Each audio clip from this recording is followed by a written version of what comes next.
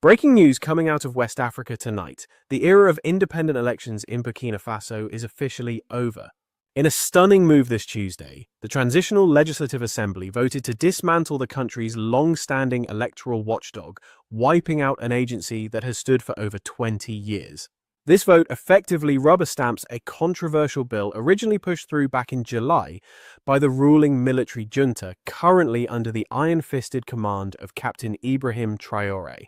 Under this new legislation, the oversight of all future elections is being handed directly to the Ministry of Territorial Administration. Something fundamental just evaporated in Burkina Faso, and the world barely blinked. It took just a single quiet vote on the parliament floor and a brief mention in the headlines. But the result is seismic. The Independent Electoral Commission is history. Make no mistake, folks, this wasn't just some low-level bureaucratic office being reshuffled or renamed. For well over 20 years, this was the ultimate gatekeeper. Every sitting president, every hopeful candidate, and every political party had to get through these doors just to legally exist on the ballot. They held the keys to the kingdom, controlling exactly who was allowed to run, who was permitted to vote, and ultimately whose victory was certified as legitimate. Housed inside those walls were the critical voter databases, the electoral district maps, and the certification protocols. Essentially the magic stamp that transforms raw numbers into actual political power. And now it has been totally erased. We aren't talking about a reform or a temporary suspension, it has been completely dissolved. But asking why it was removed is the wrong question. The real inquiry we need to be making is much more alarming. Why would a regime deliberately delete the one institution solely responsible for deciding who gets to run the country? Was there outside influence? Was it compromised by foreign powers? Let's dig into the details and find out what is really going on. To the average citizen, the Electoral Commission probably sounded like a snooze fest, just a boring technical body filled with endless paperwork, ballot boxes, and guys in stiff suits. But don't let the boredom fool you. In reality, that office was arguably the single most powerful political architecture in the entire nation of Burkina Faso. It wielded more influence than the presidency, the parliament, or even the military, because that commission literally decided who was alive in the political arena. Before a politician could shake a single hand or kiss a baby, they needed approval. And before anyone could declare victory, those results had to be rubber-stamped by this specific body. Before a president could sit in the big chair and claim authority, the office had to legally recognize the scoreboard. Without their seal of approval, your power was effectively invisible. You could storm the palace, command the military, and lock down the streets, but if that commission didn't validate your ticket, you were officially a nobody on the world stage. This is the nuance that most folks completely missed. The commission did not just organize elections like some glorified event planner. They controlled the entire political reality. They owned the master voter list, which means they were the ones deciding who actually counted as a citizen. They drew the lines on the maps, essentially deciding which regions held the power and which ones were left out in the cold. They vetted the candidates, deciding who was even allowed to step into the ring, and by certifying the results, they decided which version of the truth became the law of the land. Put simply, they didn't just manage democracy, they manufactured it from the ground up. That is precisely why for the last 20 years, every single administration treated that office like it was sacred ground. Presidents bickered, generals threatened takeovers, and parties screamed about fraud, but nobody dared touch the commission because they all knew that whoever holds the keys to that office controls the very doorway to power. Even when violent coups took place, the irony of the situation was absolutely brutal to watch. Soldiers might be able to seize the country by force, but they still needed that bureaucratic institution to make their rule legitimate on paper. Without it, they were just a gang of armed men. With it, they became a sovereign state, and that is why dissolving it is not just some standard political maneuver. You do not just casually delete the machine that serves to transmute raw force into legal legitimacy. You do not destroy the very system that defines lawful authority unless you are planning to replace it with something much more absolute. And this is where the narrative takes a dark turn, because back when the commission existed, it was at least in theory separate from the ruling government. It had the teeth to reject candidates, it had the authority to delay results, and it could even challenge the final outcomes. It was the solitary institution that could legally embarrass the state apparatus, and now it is gone. That means, for the first time in modern Burkinabe history, there is zero independent oversight standing between raw executive power and the official truth. There is no firewall, no buffer zone. Political reality no longer has to pass through any kind of external filter. Power now flows directly from the state itself. So let's be clear. This wasn't about efficiency, it wasn't about saving a few bucks, and it certainly wasn't about reform. It was entirely about removing the last entity capable of saying no. And once you grasp that this move stops looking like an administrative update and starts looking like a surgical strike, because we know that power does not just disappear, it has to go somewhere. So the burning question isn't just about what was destroyed. It is this: who just inherited the ultimate authority to define political reality in Burkina Faso? That power didn't just evaporate into thin air when the commission was dissolved. It was transferred quietly, legally, and without any drama. Every single core function was shifted over to the Ministry of Territorial Administration. Now, that name might sound harmless, boring, or purely administrative to Western ears, but in the context of African politics, this ministry is not just a department. It is the absolute spine of the state. This is the ministry that controls the national ID system, meaning they know exactly who legally exists. They control the population registries, which means they know exactly where every single person lays their head at night. They control the local administrators, which means they have their grip on every province, every district, and every remote village in the country. This department isn't just pushing paper. It is the central nervous system of internal security, dictating every move the police make and wielding total control over internal forces. We are talking about the absolute gatekeeper of civil existence, tracking every single birth, every death, citizenship status, and exactly where you lay your head at night. Put simply, this agency already holds the keys to the physical landscape of the nation, monitoring every square inch of territory. But here is the kicker. As of 2026, it has seized control of the political landscape as well, effectively merging the land with the law. They are calling the shots on everything that matters in an election cycle. They decide who even gets to run for office. They draw the lines on the district maps. They compile the voter rolls, organize the ballot casting, and crucially, they are the ones who certify the final results. So, you have the exact same government body that manages the soil of the country, now managing the soul of its democracy. The institution in charge of territory has officially taken over the machinery of legitimacy. Folks do not call this mere centralization. That is too soft a word. This is total fusion. The state has stopped negotiating with external watchdogs to validate its power. It has decided it no longer needs a second opinion to be real. It is manufacturing its own political reality from within the guts of its own administrative engine. It is a closed loop where the government creates the rules, plays the game, and keeps the score. In the old days, power had to pass through a checkpoint, a gatekeeper, if you will. But that era is over. Now the gatekeeper and the state have morphed into one single monolithic entity.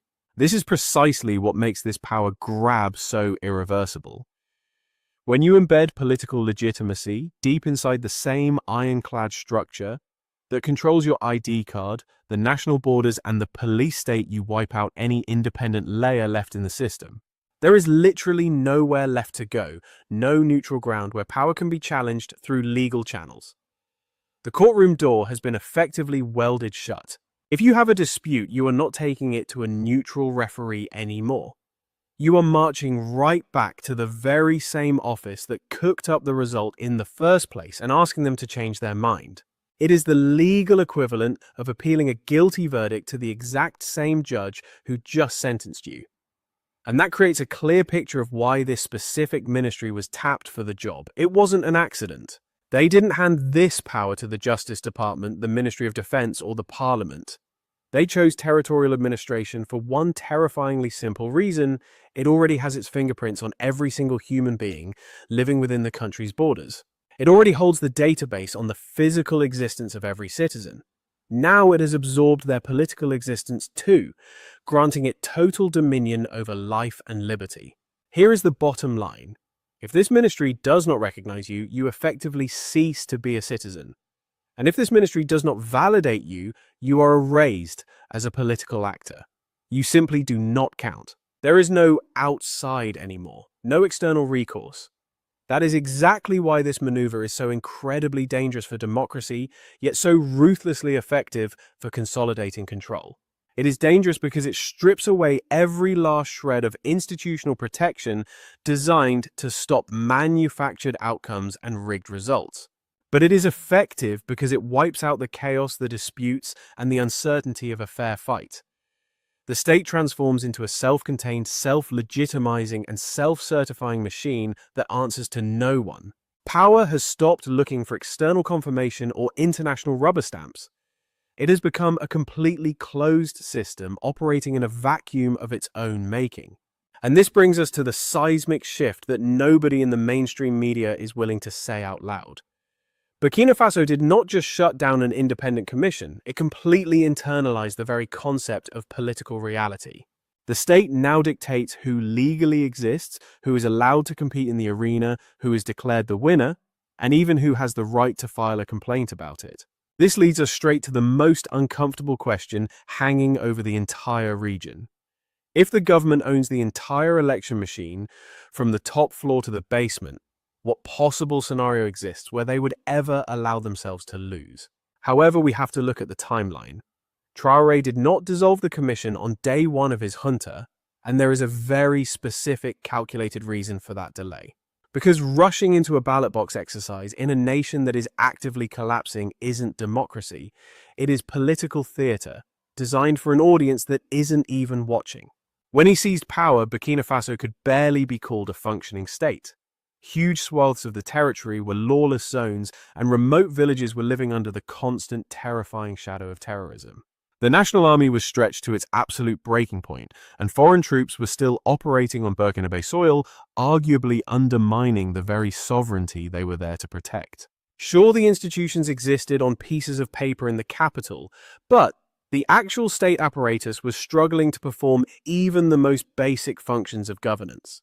Holding elections in that kind of chaotic environment would have produced only one outcome, a foreign certified result with zero real authority on the ground. So Traoré made a completely different strategic calculation. His doctrine was clear: first you have to secure the territory with cold hard steel, then you rebuild the state infrastructure, and only then do you sit down to talk about political processes. Instead of bowing down to donor deadlines and chasing the approval of international bodies, he doubled down on prioritizing basic fundamental national sovereignty. You cannot ask people to exercise their right to vote freely if they cannot even walk down the street freely. You do not organize national elections when half the population is living under a permanent state of siege. And frankly, you do not pretend an electoral commission is independent when the country itself is still dependent on foreign aid and foreign soldiers to survive. That is why the sequence of events matters so much here. France had to be pushed out the door first, because no nation can honestly claim democratic independence while it is hosting foreign military bases. New strategic alliances had to be forged immediately, because economic and military survival cannot hang by a thread dependent on just one Western power bloc. The transition period was extended because rebuilding a shattered state structure takes years of hard labor, not just a few months of campaigning. The internal chain of command had to be unified and purged, because everyone knows a divided army is just a recipe for endless cycles of coups and counter-coups. Only after those bedrock foundations were laid did the question of elections even begin to make sense. The argument here is that the commission wasn't removed simply to lock in power for the junta. It was removed because that old system belonged to a dead reality, one where Burkina Faso existed mainly to satisfy the checklists of external observers rather than the urgent needs of its own people. Whether the international community likes it or not, Traoré's argument is brutally simple and resonates with his base. You cannot just copy and paste Western democratic models onto a country that is literally fighting for its survival against insurgents. Stability isn't the enemy of democracy. It is the absolute precondition for it.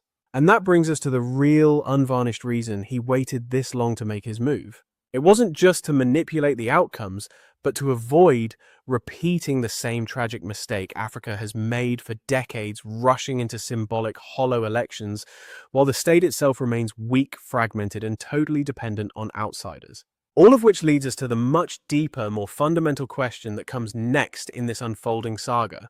If the old electoral system was designed primarily for foreign approval instead of national recovery, what kind of election system is Burkina Faso actually trying to build from the ground up right now? Before we go any further, let's take a brief moment to extend a huge thank you to this incredible community where Black voices, stories, and legacies are preserved and amplified. By stepping up and becoming a member, you are not just sitting on the sidelines, you are actively participating in the movement. By supporting this broadcast, you are actively fueling a powerful shift in the cultural landscape. Let's get right back into the story. For decades, the entire political infrastructure in Burkina Faso wasn't designed for the people living there. It was architected to check boxes for foreign powers and international watchdogs. The metric for success wasn't whether a grandmother in a rural village felt safer or had food on the table. No, the only scorecard that mattered was the one filled out by guys in suits from international agencies. As long as the Western embassies gave a thumbs up and a polite golf clap, the election was rubber-stamped as legitimate, totally ignoring the reality that life for the average citizen hadn't improved one iota. Captain Traoré is taking that entire playbook, ripping it into shreds and tossing it out the window. He is fundamentally rebranding the concept of the vote. It is no longer a theatrical performance for a global audience. It is being retooled as a hardcore mechanism for constructing a functional nation from the inside out. We are moving away from the donor-class dog and pony show. This isn't a ritual to keep non-profits happy. It is a gritty political operation focused on the basics, national security, protecting borders, and making sure the economy doesn't collapse. That is the critical context for understanding why the government absorbing the electoral apparatus isn't being slammed as a crackdown or censorship by the locals. They view it as taking ownership. See, the old model treated voting like a high school midterm exam. If you pass, you get foreign aid. If you fail, you get hit with sanctions. This new paradigm flips the script. It treats the electoral process not as a test, but as a heavy civic duty and a sovereign responsibility. The logic is straightforward. Stabilize the bleeding nation first, then ask the populace to help steer the ship. Under this framework, we are done with the merry-go-round of swapping out elites every 4 years while the status quo remains rotting. It is about proving the state has the muscle to handle political choices on its own 2 feet without needing a babysitter from a foreign capital. To put it simply, the objective isn't to hold a vote that looks pretty in a report filed in New York or Paris. The objective is to build a system that actually works in the mud and blood of the real world. This is exactly why Traoré hammers home the same core concept over and over again. Sovereignty has to come before bureaucracy. If you have all the procedures but no actual control over your country, all you have manufactured is a hollow fake democracy. However, if you establish sovereignty first, those procedures can actually yield something tangible. Elections stop being a liability to national stability and start becoming proof of it. The ballot box stops being a proxy war zone for foreign intelligence agencies and corporate interests. Instead, it becomes a true reflection of who actually holds power at home.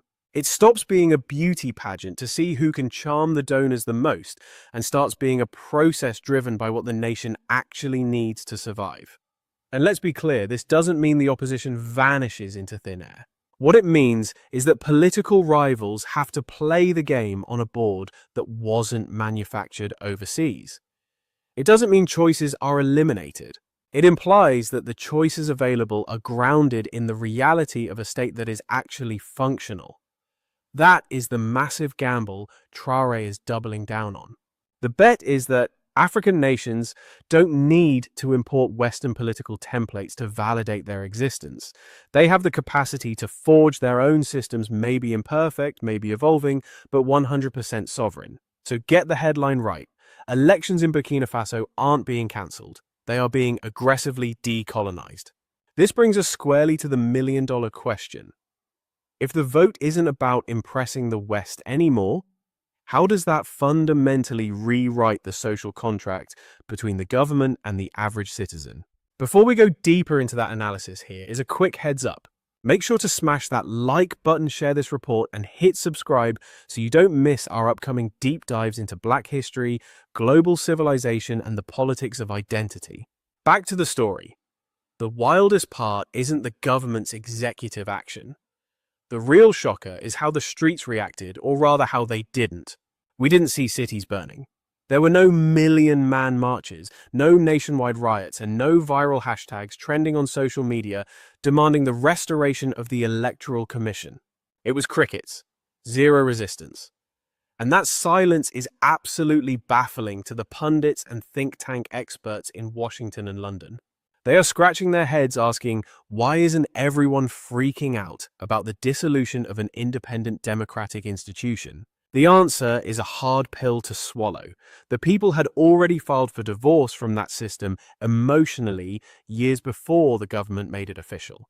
For a decade, the youth in Burkina Faso watched the electoral circus roll into town and leave without fixing a single thing. New faces on the posters, same misery in the streets. Meanwhile, the terrorists kept advancing. Unemployment stayed sky high. Inflation ate their savings. Foreign corporations kept stripping the land of resources. Presidents swapped seats, but the actual power dynamic felt frozen in ice. Over time, the Electoral Commission became a joke. It was a symbolic relic, a ritual that looked great on primetime TV, but had zero connection to the struggle of daily life. Gen Z didn't look at that building and see a beacon of liberty. They saw a prop on a movie set. They watched candidates promise the moon, win the vote, and then vanish into the swamp. They watched international monitors stamp approved on the results while the country burned. They saw democracy being thrown around as a buzzword, not wielded as a force for change. So, when the government finally axed the commission, nobody felt like they were being robbed. It felt like burying a corpse that had been dead for years, clearing the way for something that might actually work. That explains the lack of outrage. The populace wasn't married to the institution itself. They care about results. And let's be real, the results of the old guard were catastrophic terror, poverty, humiliation, reliance on foreign aid, and a mountain of broken promises. So when Captain Traoré stands up and openly consolidates power, the street doesn't see a dictator betraying them. They see clarity. Finally, the mask is off. The power structure is right there in the open. No more pretending that some independent body calls the shots. We are done pretending elections are these wholly neutral events. We are done pretending that institutions funded by Western cash somehow represent the will of the African village. For the Zoomers on the ground, this doesn't necessarily feel free or just in the Western sense, but it feels a hell of a lot more honest. It feels less fake. They know exactly where the buck stops now. They know who is in the driver's seat. And more importantly, they know exactly who to point the finger at if the car crashes. In the old days, accountability was a shell game. The president pointed at the commission pointed at the courts, and nobody took responsibility.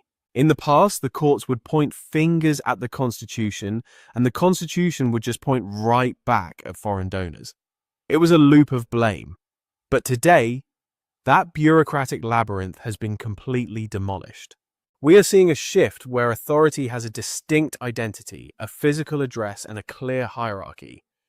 When you look at the psychology of the electorate, tangible leadership carries way more weight than some faceless theoretical institution.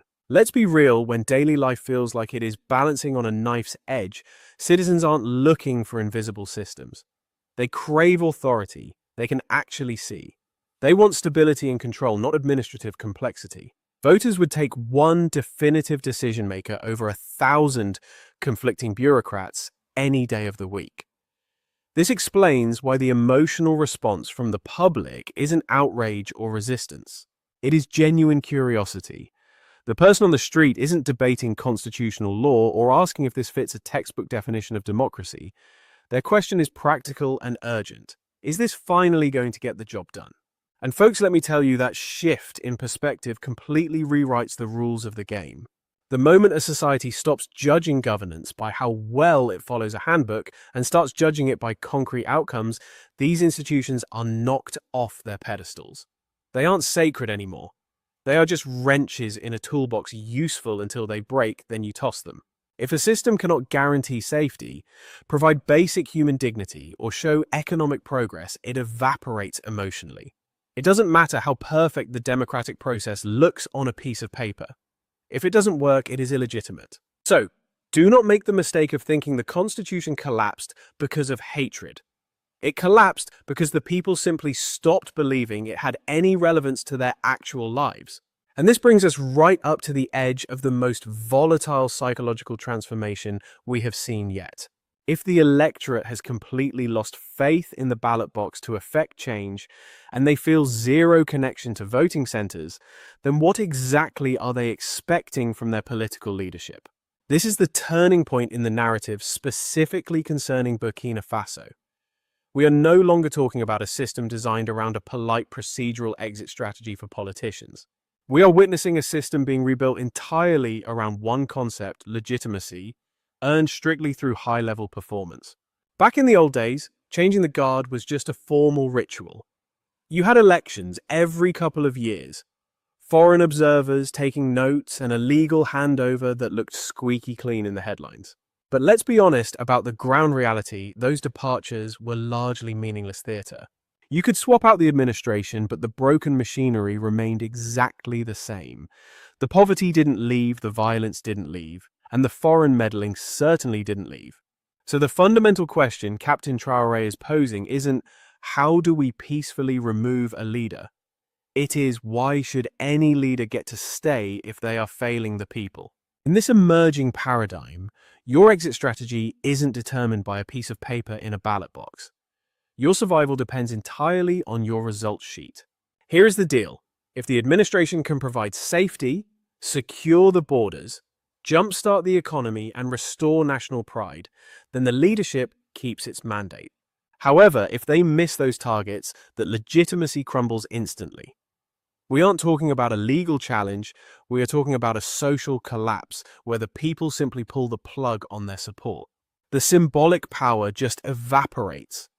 And understand this isn't about a dictator grabbing power. It is about tethering authority directly to job performance. Leaders don't get to survive just because they won a popularity contest 5 years ago. They survive solely because the average citizen feels their daily existence is actually getting better. Now that is a significantly more brutal standard to meet because votes can be rigged or bought. But you cannot manipulate the lived reality of the population. You can absolutely stage a phony election, but you cannot fake safety in a war-torn village. You cannot fake the price of bread at the market. You cannot fake employment numbers when people are hungry. You certainly cannot fake a sense of national dignity. So under this new framework, elections don't just vanish into thin air. They undergo a metamorphosis. They evolve into a gauge of public trust, a barometer of the national mood, and a direct reflection of reality on the ground. They aren't the sole font of power anymore, just one variable in a much larger calculation. That is the profound pivot Burkina Faso is executing right now. Political power is no longer contingent on getting a permission slip from the international community. It rests entirely on domestic success, not on the reports of foreign observers, but on the tangible experiences of its own citizens. This implies that the true danger facing Traoré isn't losing a vote count. The existential threat is failing to put points on the board.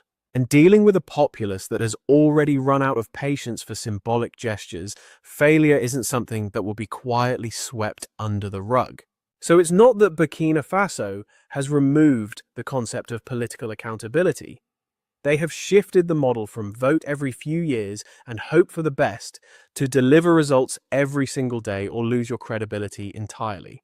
And this brings us to the ultimate question that defines this political experiment as we move through 2026 in a world where legitimacy is rent not owned. How long can any strongman actually last if the people don't see real visible change immediately? We want to hear from you in the comments below. Did Traoré make the right strategic move here? Are you interested in seeing more deep dive analysis like this? If that sounds good to you, go ahead and smash that subscribe button and hit the notification bell so you never miss an update. We are committed to bringing you untold stories about Black culture, ancient civilizations, and historical evidence, highlighting the glorious legacy of Black history that the mainstream ignores. Thank you so much for watching. Until we meet again in the next broadcast, stay sharp and stay tuned. Catch you later.